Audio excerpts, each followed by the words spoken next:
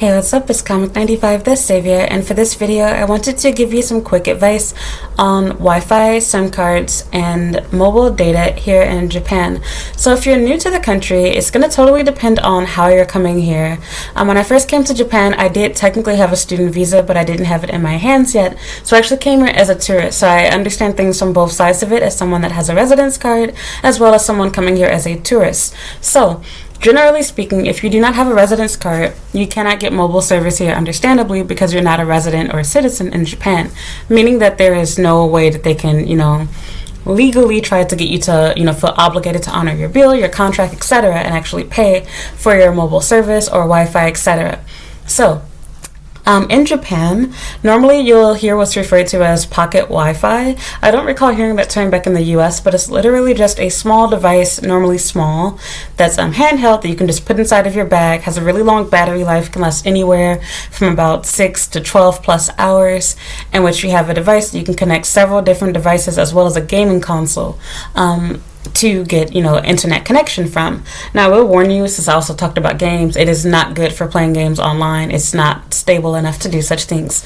But you can, in some areas, it can give you a strong enough signal. But basically, in a nutshell, you can use it to connect your computer, like if you have a laptop, multiple phones. This is really convenient if you're coming to Japan with your family and you're here for vacation. So keep in mind that devices like Pocket-Wifi, they're assuming that you're only going to be here for somewhere between a few days to a few weeks or a month, not somebody that's going to be here long term. But if you do choose to continue using the service long term, they're not going to stop you. I don't suggest doing so because you're going to end up spending a lot more money than if you were to just sign a legal contract yourself. Because the way that it goes is these companies literally, they have several different devices that they literally just get from the big phone companies like Docomo and SoftBank, which you will hear about and see a lot. They're the equivalent of T-Mobile and Verizon. They're like the two biggest phone companies here. So yeah, they just use their service and they rent it out to you for a hiked up price in order to make profit.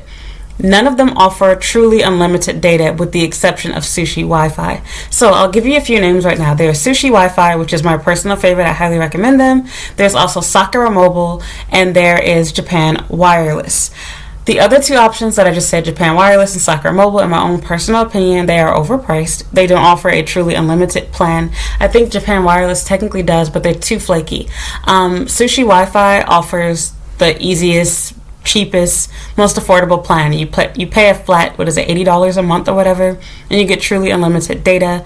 Unlike in the US, you won't really be using your phone to make phone calls to Japanese people. You'll pretty much just be using the Line app, which only requires you to have an internet connection in order to make phone calls and send messages. However, you will come across situations where you need to call a regular phone number, such as like emergency numbers or maybe your job, etc., or whatever the case is, set up an appointment, and in which case you might find that, or like utilities, in which you need to use a normal Japanese phone number. So you cannot use Line for this, but Line does have an option where you can pay a little bit of money and they'll give you credits in which you can make phone calls from. So yeah, aside from that, you probably find during the first year of you being here, aside from like renting, an apartment, if you even get to do that, you won't need to have a Japanese phone number. It's completely total waste of money. You'll almost never use it. Even now, like pretty much the only time I get calls on that number is if for some reason I'm not answering my Line account, like boyfriend or whatever might message you there, or bill collectors, just like, spammy stuff. So for example, like not they don't contact you if a bill is due most of the time, unless it's like your phone service. But I generally just get like text messages from like Tokyo Gas Company or whatever, just telling me about new products and crap they have going on. So yeah. If you are trying to figure out how to set things up for when you're first coming to Japan, you're probably wondering, okay, when I get to the airport, my phone isn't going to be working anymore. What do I do? If I were you personally, I don't know what country you guys are from, but if you happen to be from the US, like myself, who my channel mostly caters towards, I'm speaking from an American perspective, you probably have a phone company in your home country too, if you're not an American, in which they have service that is available worldwide. At the time that I came to Japan, I was using T-Mobile, and they had a service called T-Mobile One, which allow you to use their network abroad, and Japan was one of the countries that were covered. So T-Mobile basically has a partnership with Docomo. So when I got off the plane here, it switched over. Instead of saying T-Mobile, it then said Docomo at the top of my screen. I personally really love Docomo, and in my experience, I think that they offer better coverage than SoftBank. SoftBank is a little bit more flaky, but don't get me wrong, SoftBank is just as good. And again, like with any coverage or company, whatever, it totally depends on where you're located. Both of them are really good. Honestly, there's not a drastic difference. But if I had to choose and narrow it down to one, I would suggest that you go with Docomo if you can. So to avoid all of these problems, I would personally just use whatever foreign provider that you have, because you're going to end up paying the same amount. So for example, if you were to use like Pocket-Wi-Fi from, let's say, Sushi Wi-Fi, you're going to be paying like $80. T-Mobile One costs $80. You might as well have just gotten a regular phone number and have, truly unlimited data with them, instead of waiting and having to have a bulky device and then needing to keep 2 devices charged instead of just 1. So I don't know what they call their service now. You can do your own research for your own home country, etc. But just trying to give you some basic advice to get started. If you are determined to get your Wi-Fi and your SIM card, etc. here, what you can do is you can go through companies, once again, same companies, Japan Wireless, Sakura Mobile, I think Sushi Wi-Fi offers it too. You can get a SIM card, but the problem with using these companies is, for starters, to make sure that you have a phone that is unlocked, and 2, you also need to make sure that you know what size SIM card your phone actually, your device uses, because I made that mistake with getting the wrong size, and then I had to wait again, then send it back in the mail. It was just a really long, tedious, messy process that nobody wants to have to go through. So as long as you have a smartphone, it doesn't have to be the latest phone, it will work. So I would say anything that's like an iPhone 6 or past, or whatever the Galaxy phone was at the time, what is that, like a 7 or whatever the case is, you're straight. Don't worry about it. Any smartphone is fine, even if it's older than that. But phones that don't work are cheapy prepaid phones. Do not do that. I made that mistake. If you try to buy a cheap prepaid $50 phone or whatever, try to use it here, it's not going to work for you with those SIM cards. So just be aware of that. It can connect to the Wi-Fi, but a SIM card is not going to work. If I were you, I find it a better deal to buy the Pocket Wi-Fi, again, because you're not really going to be using your phone to make phone calls to Japanese phone numbers. You're really just going to be using the Line app and Google Maps to get around, and Google Translate, etc. So this is just my own 2 cents. But the way that it works is, when you do go to checkout on these websites, so Sushi Wi-Fi, Japan Wireless, and Sakura Mobile, they'll give you the option to choose where you want to pick it up, and they'll normally have like airport pickup, whatever. So like Narita Airport, Kicks, etc. Obviously Narita Airport is the more popular one for people to use, because most foreigners coming to Japan tend to come to Tokyo. So same rules will apply other places. How it's going to work is, they're going to have it delivered at the airport. You're going to use your name, passport, whatever type crap to pick it up. It'll just be there waiting for you. The same thing can be done with your luggage too, just to throw that in there. So for example, if you're leaving Japan, or even if you're coming to Japan, you can also send your luggage off at the same place. They can actually ship your luggage to your dormitory, to your share house, to your apartment, wherever you want it to go, your hotel, so you don't have to worry about taking the bus or train with all of your bags. You might find that it's worth it to pay Yamato Transport to handle that for you. And again, so not just for entering Japan, but for leaving Japan too. Let's say that you're staying inside of a share house and you're ready to go. Yamato Transport can pick up your bags as long as it's done a few days in advance. They used to be able to do this next day, whatever type thing, but they stopped doing that. I guess it became too much and, too risky with them not being able to make it there in time, something goes wrong. So yeah, I don't think they charge any extra for doing airport when it comes to the Pocket Wi-Fi devices, but if I recall, I think there is a little bit more of a charge for luggage, but I could be wrong about that. So yeah, basically expect to pay a minimum of about $30 to as much as $120 for a month's use.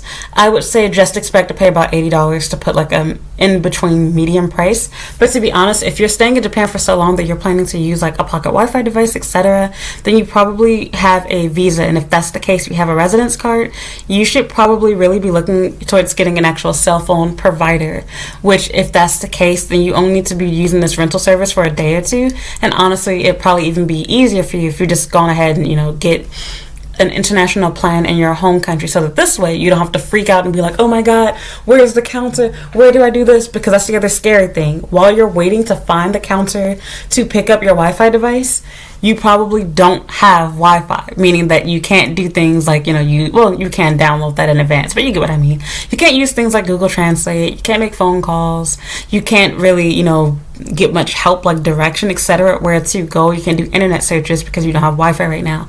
I would much rather have a phone that works abroad, so that this way I can get Wi-Fi on my own terms. I can look at all the best plans and options, and I'm not wasting time and money and doing something out of desperation.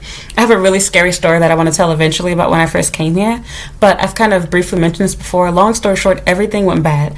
My phone, I had a SIM card for it. It did not work. I came late because my flight was delayed. It took longer than expected. I had arranged for a cab to pick me up, but I couldn't find where they were. I lost my luggage, and then I had no ability to use Google Translate because I didn't even have a cell phone that was working. So everything that could have possibly gone wrong did. I didn't speak a lick of Japanese. I couldn't read hiragana or katakana, and all of the little bit of Japanese that I did study, it all escaped my mind. I didn't even know how to say thank you. I didn't know how to say, anything. Like, I said this before, but like, even when I got out of the cab, because I did find my driver, thankfully, I forgot how to say thank you. And I forgot what I ended up saying to him. I think I ended up just saying thank you in English or whatever, but like, my brain just went blank. But yeah, don't do what I did. So, not trying to freak you out, just giving you that advice. So yeah, don't worry about it. There are at least 3. There's always more and more companies popping up all the time, but those are the 3 most trustworthy and most popular companies to use here. So again, my favorite one, Sushi Wi-Fi, Sakura Mobile. I've personally used both of them. I almost used Japan Wireless. They really left a bad taste in my mouth because during the Olympics, when I tried to use them, they don't have a customer service number. There's no number or email that you can contact. You just have to endlessly, well, there is an email, but they don't reply back to it. You have to endlessly wait for them to choose if and when they're going to reply back to you. And I thought that was extremely unprofessional. I don't like the fact there's no one that you can contact. So that did not, rub me the right way as far as that goes. And again, like, even with the other companies, of course, you're normally not going to be calling them, but at least they get back to you as far as emails go within a decent amount of time. They use the crap excuse, oh, we're so busy doing our Olympics. I don't really believe, because there weren't even that many foreigners here, and I doubt that people on the Olympic team were looking for a Wi-Fi device, but whatever, that's another story. So yeah, I didn't like that.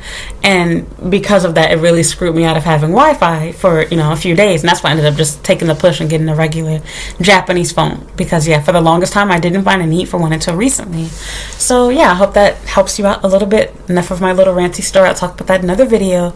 But, yeah, basically, Docomo, SoftBank are the 2 biggest companies. If you're coming here with a visa, as long as you do it right away, and or if you go to a location that isn't jerk-like. Like, for example, it seems to be easier to sign up for services in Tokyo than it was in Osaka. In Osaka, they care about the length of your visa. Like, if it's not good for the entire 2 years, you can't sign up. Whereas in Tokyo, I came to them with an expired visa, and they didn't care. They were like, oh, okay, it's processing, and they let me sign up, get phone service. So, and it was the exact same company. It was just a different location. So, yeah.